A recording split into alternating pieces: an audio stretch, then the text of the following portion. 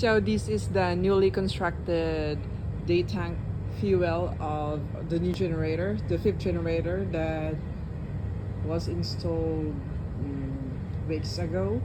As what you can see here, there are already fittings or pipe fittings around. So this is the fuel line. This one, the fuel line for the new generator, going there, going to the diesel tank, and this is the new generator.